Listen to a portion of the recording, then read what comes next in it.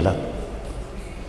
राज्यात अस्तित्वात असणाऱ्या, देशात अस्तित्वात असणाऱ्या आणि विदेशात अस्तित्वात असणाऱ्या सर्वच केंद्रांमधून हा दत्त जयंती सोहळा आणि स्वामी पुण्यतिथी सोहळा 7 दिवसाचा पार पडत असतो.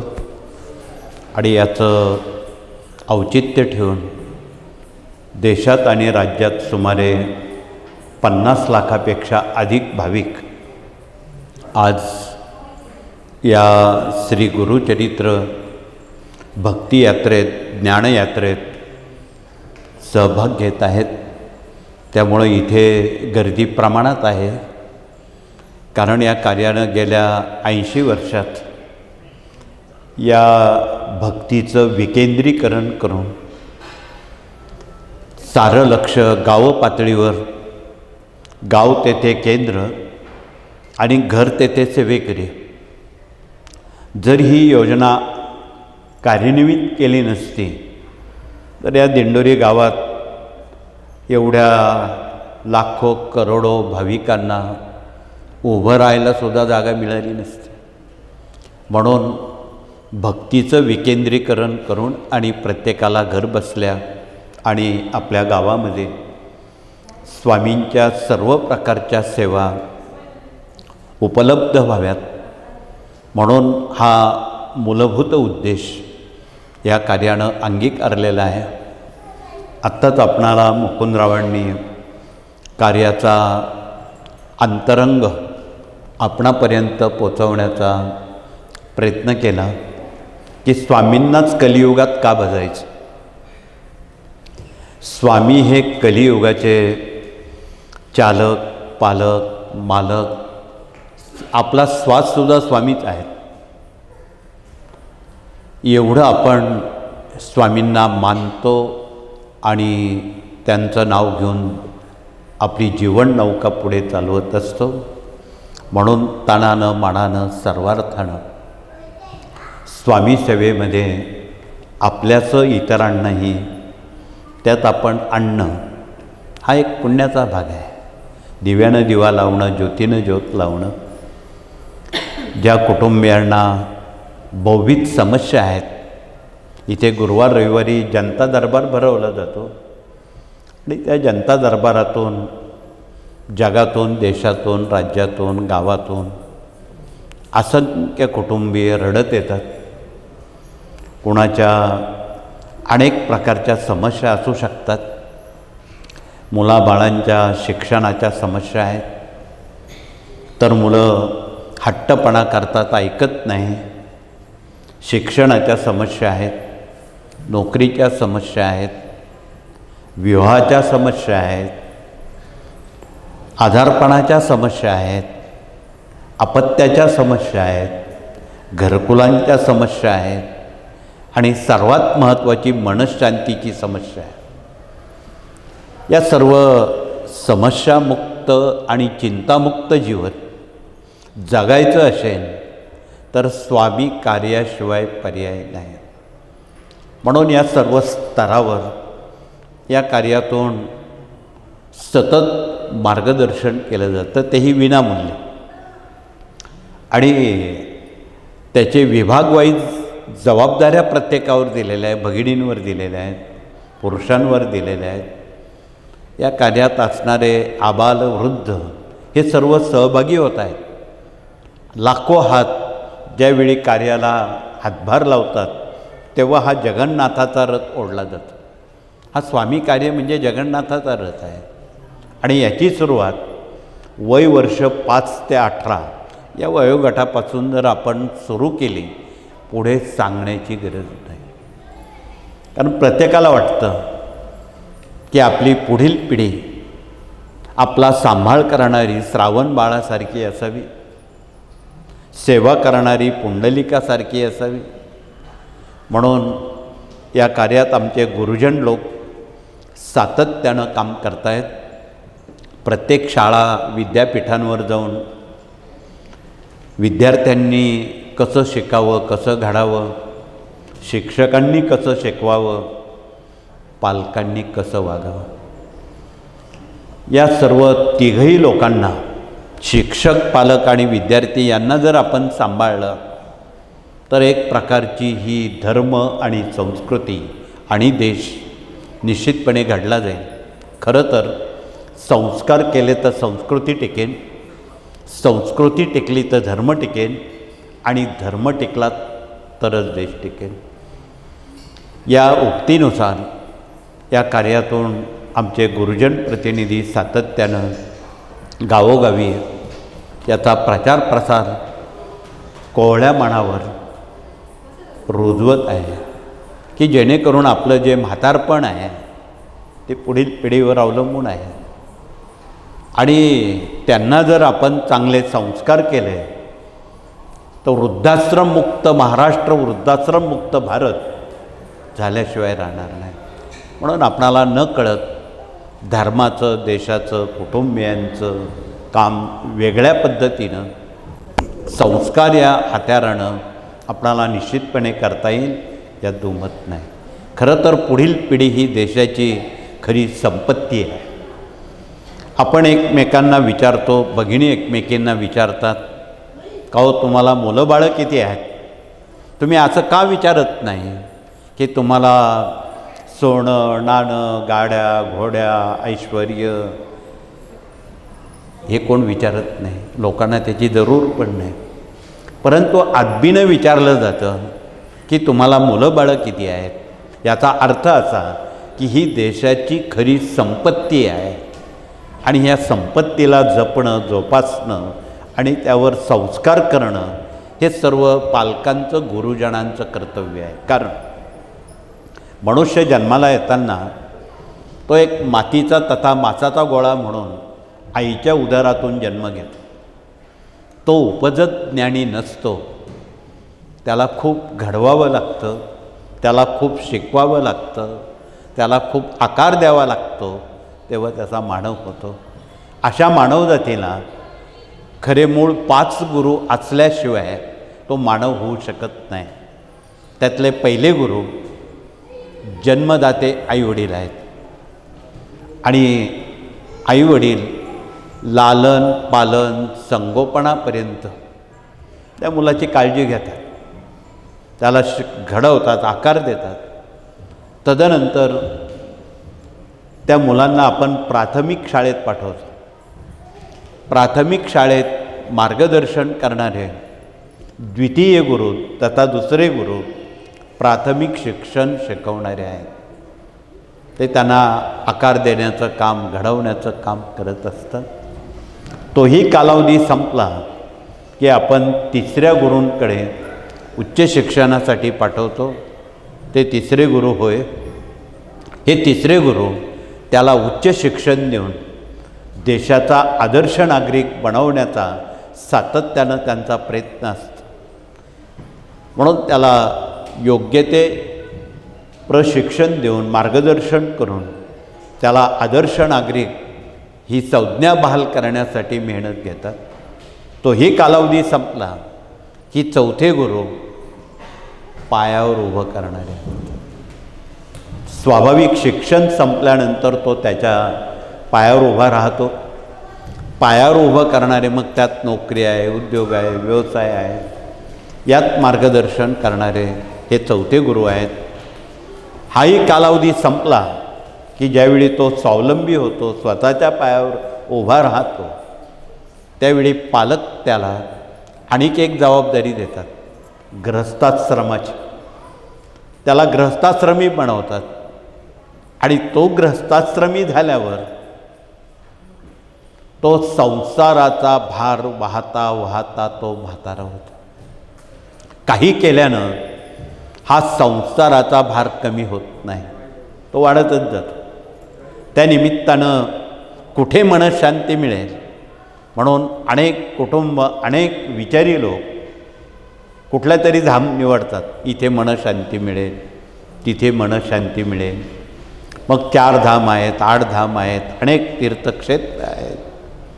या सर्व तीर्थक्षेत्रांवर तो जाण्याचा प्रयत्न करतो. पण तिथे गेल्यापुरतं तेवढं बरं वाटतं.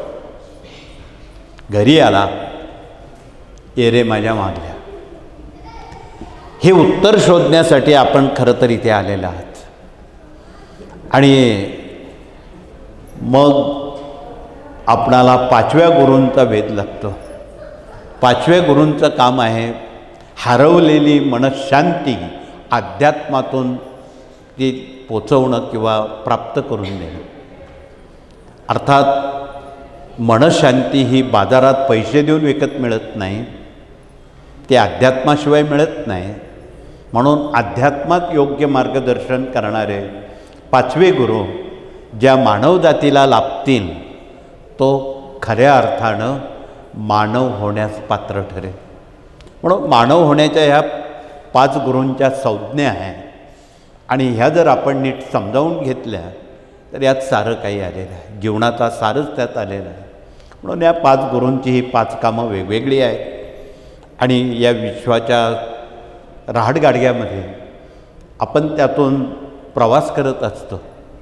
म्हणून बालवयापासून तर वृद्धाश्रम अवस्थेपर्यंत या साऱ्या बाबी अध्यात्माशी निगडीत आहेत. म्हणून आपणाला इथे जनता दरबारामध्ये इथे अनेक अनुभव मगाशी काही भगिनींनी सांगितले, रोजच अनुभव खूप चांगले ऐकायला मिळतात. असंख्य दुःखित, पीडित, कष्टित, उद्ध्वस्त झालेले प्रपंच, उद्ध्वस्त झालेली मनं स्वामींच्या कृपेनं यशस्वी झालेली आहेत. तर असंख्य असाध्य आजारानं त्रस्त असणारे अनेक व्याधिग्रस्त स्वामींच्या कृपेनं बरे झालेले आहेत. आणि सुदैवानं गेल्या 20 वर्षात कॅन्सरसारख्या न बऱ्या होणाऱ्या आजारावर संशोधन आणि त्यावर उपयुक्त असा दवा प्राप्त करण्याला एक संधी मिळाली. इथे तोही उपलब्ध आहे. गेल्या 2 दशकामध्ये कॅन्सरसारखे आजार इथे बरे झालेले दवा इथे उपलब्ध आहे. त्याचं नाव सप्तरंगी आहे. त्याचा काढा आहे. ज्यांना ब्लड कॅन्सर किंवा घशाचा कॅन्सर आहे त्यांच्यासाठी रानभेंडी उपलब्ध आहे. ज्यांच्या पोटात गाठी आहेत त्या गाठी निवारण करण्याचं दवा इथे वेखंड आहे. ही सारी दवा इथे उपलब्ध आहे. आणि बिना वेदना, बिना केमो, बिना शस्त्रक्रिया असणारी जी दवा आहे ती आपणाला इथे संतश्रेष्ठ तुकाराम महाराजांच्या गाथेमध्ये वृक्षवल्लरी आम्हा सोयरे बा वंचरे या उक्तीप्रमाणे आपणाला या विश्वात जी काही छोटी मोठी दवा आहे ती माणसाला बहुगुणी उपयोगी आहे. तिच्यापर्यंत आपण पोचणं, ती समजून घेणं जाणकारांकडून आणि तिचा प्रचार प्रसार वापर करणं हे आपलं कर्तव्य आहे. म्हणून अशा बहुविध बाबी या कार्यात सांगायला खूप वेळ लागेल, परंतु यात हे सांगण्यासाठी 18 विभाग या कार्यानं नेमून दिलेले आहेत गावोगावी. त्या 18 विभागांपैकी पहिला विभाग मूल्य शिक्षणाचा आहे. सर्वात आधी आपण मूल्य शिक्षणाकडे वळू. आत्ताही मग तुमच्या समोरून शेकडो मुलं गेले. असल्या मुलांना जर योग्य मार्गदर्शन लाभलं तर ते पुंडलिक श्रावणबाळ तयार होते. एक वेळी अभ्यास कमी अधिक झालेला चालेल, परंतु ते निर्व्यसनी पिढी, शाकाहारी पिढी, आदर्श नागरिक आणि सुसेवेकरी एवढी माफक अपेक्षा तुमची, आमची आहे, पालकांची आहे. त्यासाठी खूप मेहनत घ्यावी लागते. संस्कार हे आपोआप होत नाही. संस्कार हे सातत्यानं करावे लागतात, तेव्हा माणसं घडतात. जी व्यसनी माणसं आहेत त्यांना व्यसन शिकवणारा एकही गुरुजी नाही, तरी ते लोक करतात. आणि ते शाळेत छडी देण्यापासून तर घडवण्यापर्यंत किती मेहनत घ्यावी लागते, तेव्हा कुठेतरी माणसं घडतात. तसाच प्रकार हा संस्काराचा आहे. म्हणून त्या दृष्टीनं आपणाला मूल्य शिक्षण अबाधित राहण्यासाठी आणि ही भारतीय संस्कृती चिरायू होण्यासाठी, हा देश, हा धर्म टिकण्यासाठी वय 5 ते 18 या वयोगटावर चांगले संस्कार होणं गरजेचे आहे. त्यासाठी गाव तेथे केंद्र आणि घर तेथे सेवेकरी आपणाला ही योजना या कार्यातून राज्यामध्ये हजारो सेवा केंद्र आहेत आणि त्या ठिकाणी यथाशक्ती आपले सेवेकरी म्हणवणारे सारे योग्य प्रतिनिधी त्यात कार्यरत आहेत, पण विनामूल्य काम करतात. तर दुसरा विभाग प्रश्न उत्तर प्रतिनिधी आहेत. इथे स्वामींचा जनता दरबार गुरुवार रविवारी भरवला जातो. कालही गुरुवारी असंख्य गर्दी जनता दरबारात होती. कुणाचं कोणी वस्तू हरवली असेल, व्यक्ती हरवली असेल, ती त्वरित मिळण्यासाठी त्यावर असणारे उपाय आहेत, त्यावर असणाऱ्या मार्गदर्शनातले काही भाग आहेत, त्यात काही स्तोत्र आहेत, काही मंत्र आहेत. त्याचं जर आपण अवलंबन केलं तर आपणाला 24 तासात त्याच्या अनुभूती येतात. म्हणून या साऱ्या बाबी विनामूल्य मार्गदर्शनातून प्रश्न उत्तर विभागातून सातत्यानं सांगितल्या जातात आणि त्या आपण इतरत्र पोचवल्या तर निश्चितपणे त्याचा फायदा झाल्याशिवाय राहत नाही. पुढचा विभाग इथे विवाह मंडळ आहे. विवाह मंडळातून बिना हुंड्यानं, बिना सोन्या नाण्यानं, अति अल्प खर्चानं, पण साखरपुड्यासारख्या छोट्या खाणी उपक्रमातून मुलामुलींची विवाह पक्की केली जातात. आणि गेल्या 80 वर्षामध्ये आज तागायत जेवढी स्वामींच्या कृपेनं विवाह झाली, एकही घटस्फोट फारकती झालेल्या नाहीत. म्हणून आपणाला निवेदन आहे की ज्यांच्या मुलामुलींचं कर्तव्य आहे, विवाह करायचे आहे, त्यांनी पहिलं विवाह मंडळात संवाद, संपर्क, नाव नोंदणी करा आणि पसंती अनेक जे काही ऋणानुबंधित मुद्दे आहेत त्याची चाचपणी, तपासणी करा आणि मग अवखळ बुद्धीनं विवाह मुलामुलींची जमू नका. स्थिर बुद्धीनं मुलामुलींची विवाह करा. हल्ली अतिचंचलतेनं काही मुलं आईवडिलांना न विचारता कोर्टातच नाव नोंदणी करून विवाह करून येतात. नशीब 7 महिने ते विवाह टिकतात. अनेक न्यायमूर्ती आमच्याकडे येतात आणि सांगतात नावं नोंदणी केलेली विवाह नशीब 6 महिने टिकतात म्हणे. तीच जोडपी आमच्या कोर्टात वादी प्रतिवादी म्हणून उभे राहतात. आणि आज घटस्फोटाचं वाढतं प्रमाण चिंताजनक आहे, आपणा सर्वांना विदित आहे. ही चिंता निवारण्यासाठी ऋणानुबंधित विवाह, बिना हुंड्याचे विवाह हे परोक्त आहेत. म्हणून या परोक्त बाबी समाज प्रवाहामध्ये, समाज प्रबोधनामध्ये ज्येष्ठ, पोक्त, वयस्कर या सर्वांची ही जिम्मेदारी आहे की नव्या पिढ्यांपर्यंत याचं प्रबोधन झालं पाहिजे. घटस्फोट टाळण्यासाठी आज महानगरांमध्ये याचं प्रमाण 50% आलेलं आहे आणि आता भीती वाटायला लागलेली आहे की उद्या या मुलांचं कसं होईल. त्यातले त्यात एक वेळी आमच्या मुलींचं लग्न करणं सोपं आहे, तुम्हाला थोडी चिंता वाटेल, परंतु सर्वात अवघड गोष्ट मुलांच्या विवाहाची आहे. त्यातही मिळाली सूनबाई चांगली तर ठीक, खट्याळ सूनबाई मिळाली, घराचं घरपण राहणार नाही. फार तपशिलात आपणाला सांगण्याची आवश्यकता नाही, आपण सुज्ञात. म्हणून आजच्या मितीला सर्वात अवघड प्रश्न मुलांच्या लग्नाचा आहे. त्यातले त्यात आमच्या शेतकऱ्यांच्या मुलांना कोणी मुली देत नाही, का तर नोकरी नाही म्हणून छोकरी नाही. त्यामुळं वाढतं आत्महत्या हे प्रमाण थांबायचं नाव घेत नाही.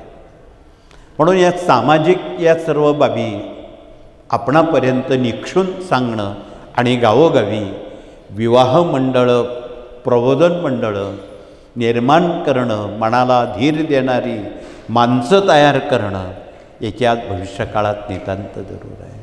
म्हणून मनाला धीर देणारी माणसं या सेवेशिवाय आपणाला मिळणार नाही. म्हणून हे विवाह मंडळाचं काम या कार्यातून सातत्यानं केलं जातं.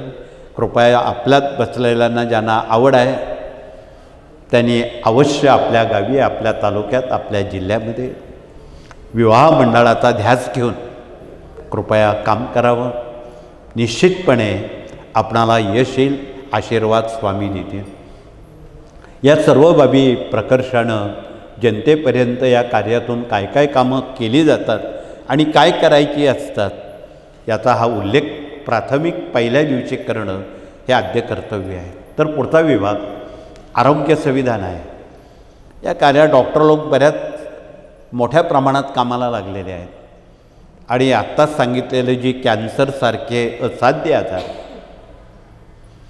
अत्यंत सोप्या पद्धतीत बरी करण्याची क्षमता ज्या दव्याची आहे तो दवा उपलब्ध करून देणं किंवा त्याचा वापर करणं किंवा त्याविषयी प्रबोधन करणं त्यावर मार्गदर्शन केलं जातं आणि निश्चितपणे या दव्यातून 100% कॅन्सर बरा होतो आणि स्वामींनी दिलेलं आयुष्य जेवढं आहे तेवढे दिवस तो निरोगी म्हणून जगतो हे त्याचं उत्तर आहे. म्हणून त्या दृष्टीनं आपण डॉक्टरांवर आरोग्याची जिम्मेदारी दिलेली आहे. ती आपण आपल्या गावच्या डॉक्टरांकडून ती नीट समजून घ्यावी. डॉक्टरांचं कर्तव्यच आहे लोकांना बरं करणं आणि बरी झालेली माणसं संतांचं काम आहे त्यांना सन्मार्गाला लावणं. डॉक्टर आणि संत हे काही वेगळे नाहीत. म्हणून यानुसार आपण डॉक्टरांनी थोडासा वेळ रुग्णांसाठी सेवा म्हणून द्यावा हे कळकळीचं आवाहन. त्या पुढचा विभाग स्थापत्य आहे म्हणजे इंजिनियर आहे. या कार्यात मोठ्या प्रमाणात इंजिनियर लोक स्थापत्य विभागात इथे गुरुवार रविवारी काम करतात. त्यात वास्तुरचना कशी असावी, वास्तूत समाधान मिळण्यासाठी काय करावं, निरोगी जीवन लाभण्यासाठी काय करावं आणि डोकं टेकल्यावर निदान एक 5-6 घंटे तरी आपणाला झोप येईन अशी वास्तू असावी. याला खरी श्रीमंती म्हणतात. नाहीतर जगात अनेक श्रीमंत माणसं आहेत रात्री 3 वाजेपर्यंत झोपत नाही, झोपेच्या गोळ्या खाऊन झोप येत नाही, ते श्रीमंत नाही. पण तुम्ही इथे आलेले माणसं खऱ्या अर्थानं श्रीमंत आहात. का? तुम्हाला डोकं टेकल्यावर 4-5 तास झोप मिळते म्हणून त्यांना आम्ही श्रीमंत म्हणतो. म्हणून ही श्रीमंतीची व्याख्या अध्यात्माशिवाय समजणार नाही. म्हणून त्या दृष्टीनं आपणाला या सर्व बाबी प्रकर्षानं या सर्व विभागातून आमचे इंजिनियर आपणाशी सुसंवाद साधतील की घराच्या अंतर्गत रचनेमध्ये देवघर हे पूर्व ईशान्य दिशेला असावं, ती ईश्वराची दिशा आहे. त्यानंतर आग्नेय दिशा अग्नीची आहे. अग्नी कुठे तयार करतो तर स्वयंपाकघरात. म्हणून स्वयंपाक कक्ष हे आग्नेयला असावं, शयनकक्ष नैऋत्य दक्षिणेला असावं, बैठक पाहुण्यांची वायव्य दिशेला असावी, मुलांनी अभ्यास करताना उत्तर दिशा निवडावी, उत्तर दिशेला तोंड करून अभ्यास केला ती दिशा त्यांना मदत करते, त्यांना उत्तर शोधून देते, तिचं नावच उत्तर आहे. कार्यालयात बसताना प्रतिनिधींनी आपलं तोंड पूर्वेला येईल अशा पद्धतीत बसावं. हे सारे संकेत शास्त्रदृष्ट्या अत्यंत मौलिक आणि महत्त्वाचे आहेत. म्हणून त्या दृष्टीनं आपण हे शास्त्र आमचे इंजिनियर माणसं सातत्यानं यावर सांगत असतात. बिना तोडफोड, बिना खर्चिक हे वास्तुशास्त्र या कार्यातून सातत्यानं सांगण्याचा प्रयत्न केला जातो. अत्यंत सोप्या पद्धतीत आहेत. तर बऱ्याच भगिनींच्या घराला किचनला काळा दगड लावलेला आहे. इथे बसलेल्या भगिनींपैकी ज्यांच्या किचनला काळा दगड आहे त्यांनी कृपया हातवरती करावा. धन्यवाद. घाबरून जाऊ नका. घरी गेल्यावर बाजारातून पिवळा किंवा पांढरा ऑइल पेंट जर त्या काळ्या दगडाला लावला तर तुम्हाला त्याची प्रचिती, अनुभूती ताबडतोब येईल. त्यामुळं काय होतं की घरात सतत दवाखाना चालू, सातत्यानं दवा, औषधं, हाडांचे मणक्यांचे आजार, डोक्यावर वाढतं कर्ज हे त्याचं लक्षण आहे. म्हणून हे जर निपटायचं असेल तर तोडफोड न करता अत्यंत साध्या सोप्या पद्धतीनं आपणाला वास्तुविषयक जे धोरण आहे, आमच्या अनेक भगिनी आता वास्तुतज्ञ झालेल्या आहेत. त्यांना घर चालवायचं आहे. त्या घरात प्रदीर्घ काल पुढील पिढ्यांना सुसंस्कारित करायचं आहे. मग अशी घरं जर आपण शास्त्राप्रमाणे केली तर निश्चितपणे आपणाला त्याची प्रचिती तथा त्याची अनुभूती आपणाला आल्याशिवाय राहणार नाही. म्हणून आपणाला या साऱ्या बाबी प्रकर्षानं सांगाव्याशा वाटतात. पुढचा विभाग इथे कायदेशीर सल्लागार तथा वकील आणि न्यायमूर्ती दर गुरुवार रविवारी येतात आणि त्या पद्धतीतून ज्यांना न्यायिक बाबी अन्याय ज्यांच्यावर झालेला आहे किंवा जे कार्य अध्यात्म हे आपणाला कानूनच्या चाकोरीत बसवायचं आहे, या दृष्टीनं आपणाला ह्या ज्या सगळ्या न्यायिक बाबी आहेत त्या आमचे वकील आणि न्यायमूर्ती सातत्यानं प्रति गुरुवार रविवारी अर्जावून आणि विनामूल्य मार्गदर्शनातून त्यांना कायद्याची चाकोरी आणि अध्यात्म, खरं तर शहाण्यानं कोर्टाची पायरी चढू नये असं म्हणतात आणि हे खरं आहे. ती वेळ आपणावर येऊ नये त्यासाठी या कार्यातून आमचे वकील लोक मागे नाहीत, न्यायाधीश लोक मागे नाहीत. मोठ्या प्रमाणात न्यायपालिकेत सेवेकरी प्रणाली आहे आणि ते सेवेकऱ्यांसह गोरगरिबांची सेवा करण्याची ते संधी सोडत नाही. म्हणून आपण त्यांच्या विचाराला पुढे आणावं आणि चिंतामुक्त दुःखमुक्त आपणाला निश्चितपणे त्याची अनुभूती या विभागातून आल्याशिवाय राहणार नाही. त्यांच्यासोबत प्रशासकीय कामकाज प्रशिक्षण प्रतिनिधी असतात आणि त्यातून हे स्वामींचं कार्य जनमानसामध्ये कसं पोचवावं, लोकहिताच्या ह्या सर्व बाबी जनतेला आवडतील अशा करण्याचं काम या विभागातून केलं जातं. म्हणून त्यांनाही आपण या कार्यात सहभागी केलेलं आहे आणि त्यातून अन्य बाबी समाजामध्ये स्वास्थ्य, सौख्य, निर्भयता प्राप्त होण्यासाठी हा सारा खटाटोप या कार्यातून केला जातो. तर पुढचा विभाग मराठी अस्मिता आणि भारतीय संस्कृती हा अत्यंत महत्त्वाचा विभाग आहे आणि हा योगायोगानं गेल्या 70-80 वर्षात आमच्या देशातल्या, राज्यातल्या, जिल्ह्यातल्या, गावातल्या माता भगिनी सांभाळतात की वर्षभरात येणारे सण आहेत, वार आहेत, व्रतं आहेत, वैकल्य आहेत. कालचाच आठवडा खंडोबाचं नवरात्र आपण राज्यात साजरं केलं अतिउत्साहानं. खंडोबा हे आपलं कुलदैवत आहेत आणि त्याचा आशीर्वाद कुटुंबियांना मिळणं महत्त्वाची बाब आहे. म्हणून त्यांचा आशीर्वाद मिळण्यासाठी खंडोबाचं मल्हारी सप्तशती आपण कालच त्याची सांगता, पारायण, सारा सोहळा आपण यशस्वी केलेला आहे. महाराष्ट्रात खूप मोठ्या प्रमाणात सर्वच सेवेकऱ्यांनी मल्हारी सप्तशती या ग्रंथाचे मोठ्या प्रमाणात पाठ केलेले आहेत. त्याची आपणाला किती पारायणं झाली याची 1-2 दिवसात माहिती येणार आहे.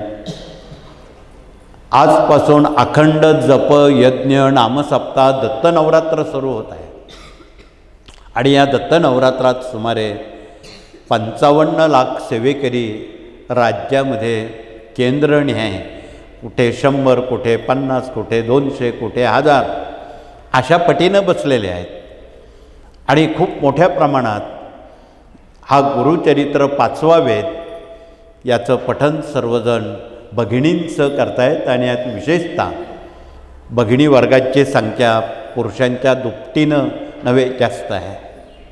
खरं तर भारतीय संस्कृती आमच्या माता भगिनींनी आज तागायत ती सांभाळलेली आहे, तिचं पुनरुज्जीवन केलेलं आहे. म्हणून या देशाला भारत माता का म्हणतात, त्याला आमच्या माता भगिनी कारणीभूत आहेत. विदेशात कुठल्याही देशाला माता म्हणत नाही.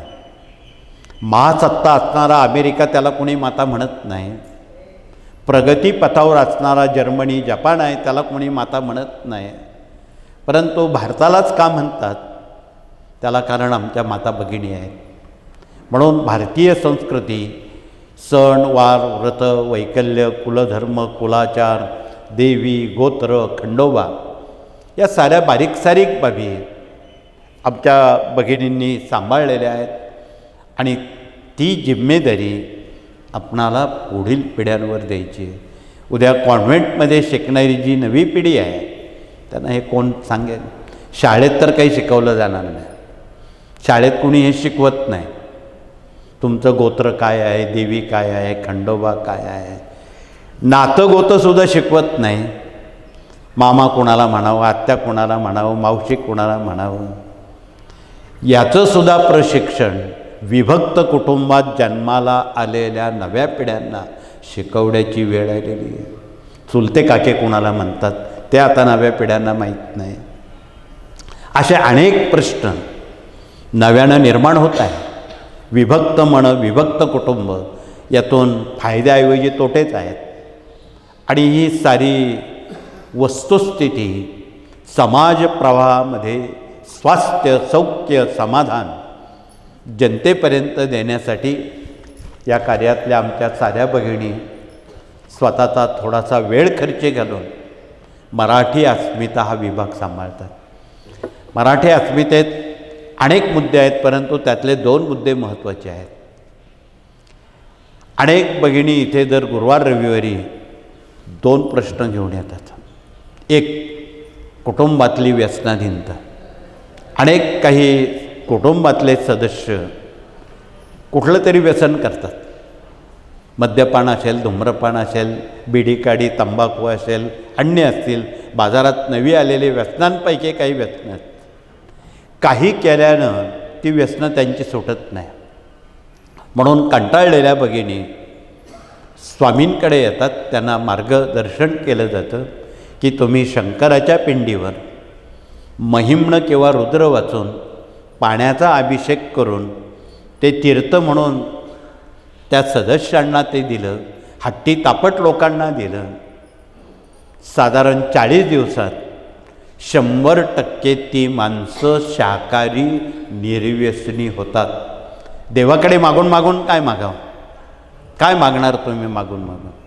न मागता या साऱ्या गोष्टी आपण आपल्या कर्तृत्वातून मिळू शकतो हे वास्तव लपवता येत नाही. तर दुसरा प्रश्न, डोक्यावर वाढलेलं कर्ज. उत्तर आहे स्त्रीयंत्र.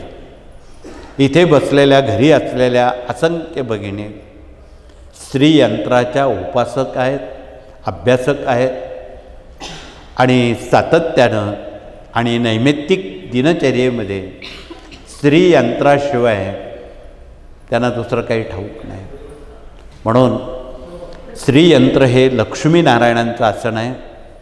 तथापि त्यावर रोज कर्जबाजारी असणारी जी कुटुंब आहेत त्यांनी रोज फावल्या वेळेत, जो वेळ मिळेल त्या वेळेत विष्णू गायत्री, लक्ष्मी गायत्री, कुबेर मंत्र, व्यंकटेश स्तोत्र आणि श्रीसूक्त हे आपल्या नित्यसेवेत आहे, तुम्हाला माहीत आहे. याची जर आपण उपासना नियमानं केली तर साधारण 3 ते 4 आठवड्यामध्ये डोक्यावरचं कर्ज खांद्यावर येतं आणि हळूहळू ती कुटुंब दुःखमुक्त, चिंतामुक्त, कर्जमुक्त होण्याच्या दिशेनं वाटचाल करतात. आणि प्रतिपौर्णिमेला आमच्या साऱ्या भगिनी स्वतः सत्यनारायण करतात. स्वतः सत्यनारायण करणं ही एक आध्यात्मिक क्रांती आहे की एवढ्या कुटुंबाला एवढे पुरोहित कोण देणार, कुठून मिळणार? एवढे मिळणार नाहीत मुळातच. आणि पुरोहित नसताना स्वतः पुरोहित होणं ही एक फार मोठी क्रांती आहे. आणि हा सत्यनारायण बिना खर्चिक आहे. एक वाटीभर शेऱ्याचा प्रसाद बनवावा, मूठभर तांदूळ, मूठभर गहूच लागतात. त्यावर त्या 3 सुपाऱ्या मांडाव्यात, गणपतीवरून कुलदेवता असलेलं आपल्याजवळ श्रीयंत्र, रुद्रयंत्र असेल, कुबेरयंत्र असेल ते ठेवावं. आणि काही नाही, मराठी 5 अध्याय असणारी पोथी आपण वाचावी. इथे उपलब्ध असेल तर आमच्या प्रतिनिधीनं आणून दाखवावी. ती मराठी 5 अध्यायाची पोथी आहे बघा. तिचं आपण वाचन करावं प्रतिपौर्णिमेला. तिला वाचायला फार वेळ लागत नाही, एक 20-25 मिनटं, अर्धा तास फार झाला. आणि त्या अर्ध्या तासामध्ये तुमचा सत्यनारायण बिना खर्चानं तुम्ही करू शकता. इतकं सोपं आहे. पैकी इथे बसलेल्या ज्या भगिनी प्रति पौर्णिमेला स्वतः सत्यनारायण करतात त्यांनी हातवरती करावेत. धन्यवाद मनापासून. परंतु ज्यांच्या हातवरती नाही त्यांना जर आपण समजून सांगितलं तेही तुमचं आचरण अनुकरण नक्कीच करतील यात दुमत नाही. म्हणून आपणच स्वतः यात श्रद्धेनं त्यात भाग घ्यावा आणि प्रतिपौर्णिमेला आपल्या जो वेळ असेल त्या वेळेत करा. अमुकच वेळ पाहिजे अशातला भाग नाही. तुमचं मन तुमच्या जवळ असेल अशा वेळी तो सत्यनारायण करा. मन विचलित असेल, कामात असेल तर मन आपलं त्यात लागणार नाही. म्हणून आपण कामधंदा आटोपल्यावर शांतपणे हा सत्यनारायण सोहळा घरचे घरी करावा. तुम्हीच पुरोहित बना, तुम्हीच हे सगळं करा असं सांगणं मराठी अस्मितेतून आमच्या भगिनी घरोघरी गावोगावी सगळ्या भगिनींना स्वयंपुरोहित म्हणून त्याचं प्रशिक्षण देतात. आणि आणखी एक 5 कामं आहेत. ती 5 कामं जर तुम्ही केली तर आयुष्यात कुठल्याही समस्या तुमच्यापर्यंत पोचत नाही. कारण मनुष्य जन्माला येताना 5 ऋणं तो घेऊन आलेला आहे. एक देव ऋण, ऋषी ऋण, पितृऋण, मनुष्य ऋण आणि भूत ऋण. त्या ऋणातून ऋणमुक्त होण्यासाठी 5 कामं करायची. ती पण बिना खर्चिक आहे, 5च मिनिटाची आहे. दिवसभरात तुम्ही सकाळी उठल्या उठल्या स्नान केल्यावर रद्दी पेपरला असा रद्दी पेपर घेऊन त्याला तुपाचं बोट लावून पेटवणं. अग्नीला तूप मिळालं, देवयज्ञ झाला. ते गोऱ्या, लाकूड फाटा, कोळसे आता ते राहिले नाहीत. घरं काळी होतात, त्यामुळं भगिनी कंटाळा करतात. पण त्यापेक्षा पेपरला तूप लावून पेटून दिलं, अग्नीला तूप मिळालं, देवयज्ञ झाला. भगिनी स्वयंपाक करतात. स्वयंपाकाच्या वेळी अजूनही आमच्या ग्रामीण भारतामध्ये नेमकं स्वयंपाक सुरू झाला की कावळा येऊन टपकतो आणि ओरडून ओरडून हैराण होतो. अनेक आमच्या जुन्या भगिनी म्हणतात कुणीतरी पाहुणा आहे. पाहुण्याचा कावळ्याचा काहीही संबंध नाही, तो तिथे उगाच संबंध जोडलेला आहे. आपले मृत पूर्वज हे अन्नाच्या वासाचे भुकेलेले आहेत. म्हणून त्यातलं थोडंसं अन्न कावळा बसतो तिथे ठेवावं, तो जेव्हा खायचं तेव्हा खाईल.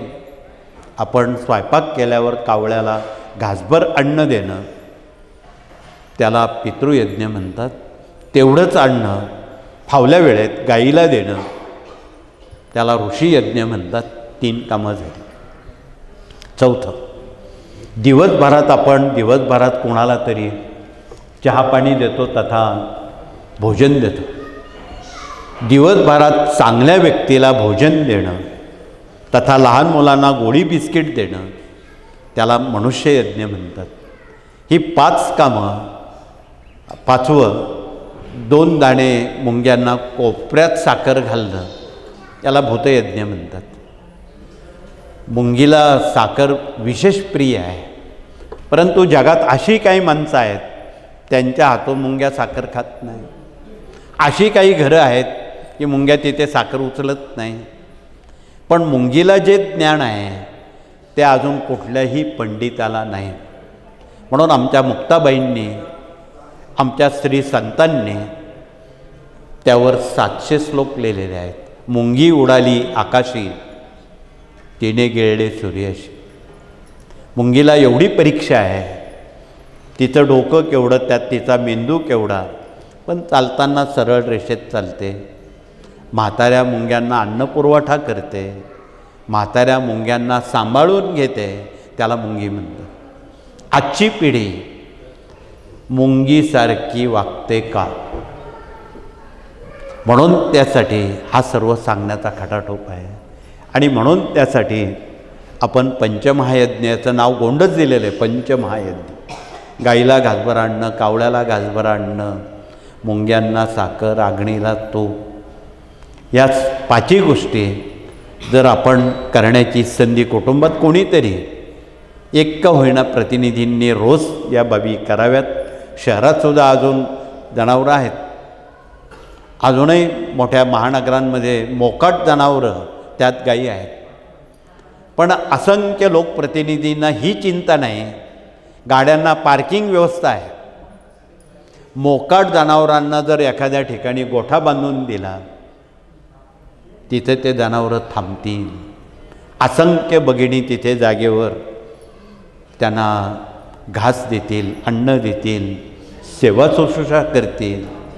ही अजून मोक्या जनावरांची वाचा माणसापर्यंत नीट पोचलेली नाही. म्हणून या सर्व संकल्पना या कार्याच्या सर्वांपर्यंत त्या पोचल्या जाव्यात. यातलं जे आवडेल ते आपण घ्यावं, जे आवडत नाही ते स्थगित करावं. म्हणून पंचमहायज्ञ हा अत्यंत मौलिक विभाग या कार्यानं सांगितलेला आहे. आगामी पुढील 7 दिवसामध्ये रोज वेगवेगळे याग आहेत. उद्या गणेश याग आहे, मनोबोध याग आहे, त्या वाराप्रमाणे चंडी याग आहे, स्वामी याग आहे, गीता याग आहे, रुद्रयाग आहे. या सर्व यागामध्ये आलेल्या भाविकांना आणि गुरुचरित्र वाचनात बसलेल्या सर्वांना एक नामी संधी प्राप्त झालेली आहे. म्हणून आपण या संधीचा कृपया अवश्य तो लाभ घ्यावा आणि त्यातून जीवनाचं सोनं करावं. त्या दृष्टीनं आपण या कार्याच्या सतत संपर्कात राहावं. आणि आपण जर संपर्कात राहायला दिव्यानं दिवा ज्योतीनं ज्योत लावली तर निश्चितपणे आपणाला या सेवेची महती सर्वांपर्यंत आपणाला पोचवता येईल यात दुमत नाही. मी अधिक वेळ आपला घेणार नाही. आपण गेले 2 तासापासून इथे बसलात. पुढील उपक्रम आपणाला आमचे मुकुंदराव आणि प्रतिनिधी संबोधित करतील. कारण आपला आरतीपूर्वीचा जो विषय असेल तो भगिनींचा प्रदक्षिणेचा असेल. एक अर्धा तास आपणाला सुट्टीनंतर औदुंबर प्रदक्षिणा होतील आणि औदुंबर प्रदक्षिणा भगिनींच्या आधी होतील, नंतर पुरुषांच्या होतील आणि ठीक 6 वाजता आपली आरती होईल. हा दिनक्रम ठरलेला आहे. म्हणून उद्यापासून आपण 2 वाजेच्या पूर्वीच इथे आपली जागा पक्की निश्चित करावी. आज पहिला दिवस असल्यामुळं थोडी नवीन वाचक असल्यामुळं त्यात थोडी अनभिज्ञता होती. ही अनभिज्ञता कृपया दूर करावी. इथे आमचे शास्त्री उद्या होणारा महायाग आणि पुढील 7 दिवसात होणारे विशेष याग, विशेष सेवा ते आपणाला समजून सांगतील.